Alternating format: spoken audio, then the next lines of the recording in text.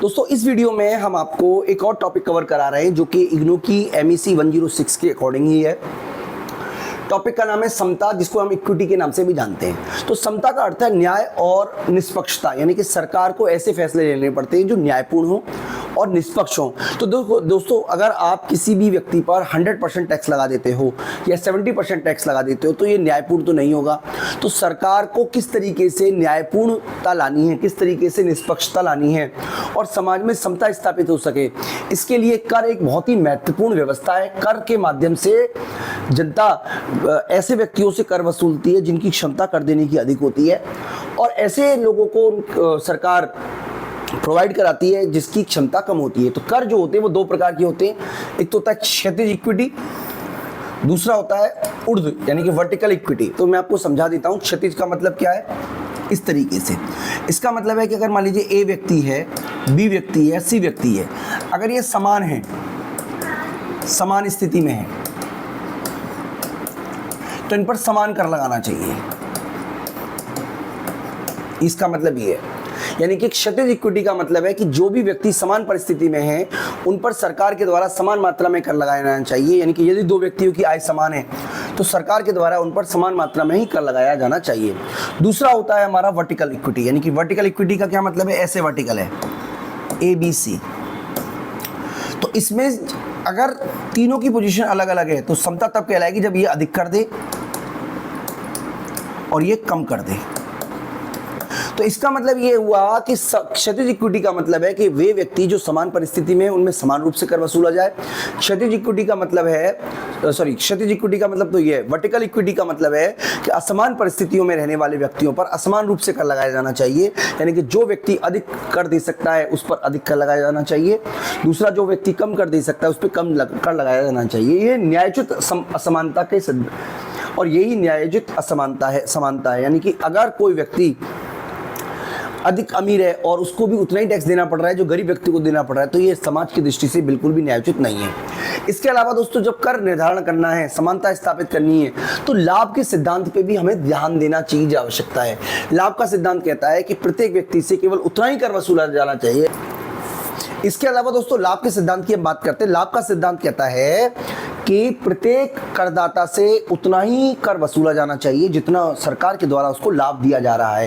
यानी कि अगर सरकार किसी को सड़क दे रही है, बिजली दे रही है, सुरक्षा दे रही है, तो ऐसे व्यक्ति से जिसके पास में अधिक टैक्स है उसको अधिक सुविधाएं देनी चाहिए और जिसने कम टैक्स दिया उसको कम सुविधाएं देनी चाहिए। बेसिकली इसका सिद्धांत का मतलब ये है। इसके अलावा कर निर्धारण क्षमता के आधार पर होना चाहिए, यानी कि जिस व्यक्ति की कर देने की क्षमता अधिक है उससे अधिक कर वसूलना चाहिए और जिस व्यक्ति की कर देने की क्षमता समान है ऐसी स्थिति में समान कर वसूला जाना चाहिए। अब क्षमता की बात करें दोस्तों, तो क्षमता तो दो बातों पर डिपेंड करती है। मैं आपको एक एग्जांपल से समझाता हूं। मान लीजिए आपने आय के ऊपर आधार लगाया, टैक्स लगाया, यानी कि आय के ऊपर टैक्स लगा तो जिस व्यक्ति की आय ज़्यादा है वो ज़्यादा टैक्स कर लेगा और जिसकी आय कम है वो कम टैक्स लेगा।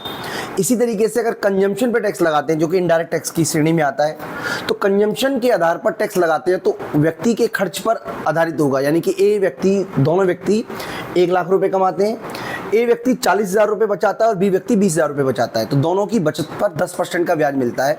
तो दूसरे वर्ष में A व्यक्ति की जो बचत होगी वो 44 होगी और जबकि B व्यक्ति की 22 होगी। अब अगर हम आय पे टैक्स लगाते हैं तो दोनों पर समान टैक्स लगेगा, यानी कि आय तो दोनों की बराबर है। भाई उसने 40,000 रुपये जमा किए वो 44 हो गए, इसने 20 जमा किए वो 50 हो गए। तो लेकिन दूसरे वर्ष एक ही आय ज़्यादा हुई तो उस पर ज़्यादा टैक्स देना पड़ेगा। इसका मतलब ये हुआ कि अगर हम आय के आधार पर टैक्स लगाते हैं, आय के आधार पर, तो एक व्यक्ति मान लीजिए 1 लाख रुपए कमा रहा है, दूसरा व्यक्ति भी 1 लाख रुपए कमा रहा है। इसने क्या किया, बचत की 40,000 की और 60,000 खर्चा कर दिया। तो ये 40,000 पे 10% के हिसाब से अगले साल ये 44,000 हो जाएगा और यहाँ पे 20,000 की बचत की तो ये 22,000 हो जाएगा। यानी कि एक व्यक्ति तरीके से अगले साल इसकी इनकम 1,04,000 रुपये होगी और इसकी इनकम 1,02,000 रुपये होगी। तो इस स्थिति में उस पर ज़्यादा टैक्स वसूला जाएगा। अब एक तरीके से ये इसके साथ धोखा है, क्योंकि ये बचत कर रहा है तो बचत करने की वजह से जो आय बढ़ी उस पर ज़्यादा टैक्स देना पड़ रहा है। तो यहाँ पे यही बेसिकली कोशिश की जा रही है कि इससे स्पष्ट होता है कि आय आधारित टैक्स और उपभोग आधारित टैक्स में इक्विटी सिद्धांत का प्रभाव अलग अलग होगा। लेकिन अगर केवल टैक्स लगाया जाता है उपभोग के ऊपर तो ए को कम टैक्स देना पड़ेगा, बी को अधिक टैक्स देना पड़ेगा। यानी कि अगर हम उपभोग पर, देखिए दोनों को मैं आपको एग्जांपल से समझा देता हूं क्या कहना चाह रहा है। देखिए हम ये बात कर रहे हैं कि टैक्स का आधार, कर का आधार क्या है, कर का आधार क्या है? कर का आधार उपभोग है या आय है। मान लीजिए 2023 की बात करें तो 2023 में ए ने कमाए 1 लाख रुपए और बी ने भी कमाए 1 लाख रुपए। अगले साल भी उनकी इनकम 1 लाख रुपए ही होने वाली है, जिसमें से इसने क्या किया, 60,000 का उपभोग कर लिया, इसने 80,000 का उपभोग कर लिया। तो इसकी जो इनकम होगी, बचेगी, बचत हुई, वो 40,000 बचे, जिसपे 4% उसको इंटरेस्ट, 10% इंटरेस्ट मिला। और इसके पास में 20,000 रुपए की बचत हुई, इस पर इसको 2,000 रुपए मिले। तो अगले साल इसकी जो आय है 2024 में, अगर हम एक ही इनकम कितनी होगी, एक ही इनकम मान लीजिए होगी 1,02,000 रुपए, सॉरी 1,04,000 रुपए, और बी की इनकम होगी 1,02,000 रुपए। तो अगर हम आय उपभोग के आधार पर टैक्स लगाते हैं तो बी को अधिक टैक्स देना पड़ेगा, बी को अधिक टैक्स,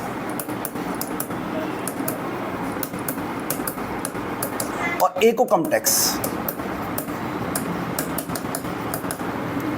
लेकिन अगर हम आय के आधार पर टैक्स लगाते हैं तो याद रखिएगा आपको आय के आधार पर ए को अधिक टैक्स देना पड़ेगा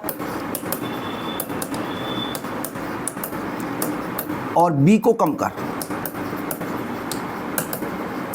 यानी कि कर का आधार क्या है, ये बहुत इंपॉर्टेंट है। कर प्रणाली किस तरीके से लगाई जाती है दोस्तों, कंसेप्ट इतना ही है, आपकी बुक में इसी तरीके से दिया हुआ है, बहुत थ्योरिकल है, बहुत मुश्किल से ये सारे के सारे कंसेप्ट को हमने अरेंज किया है। मैं उम्मीद करता हूं कि आपको बात समझ में आ गई होगी।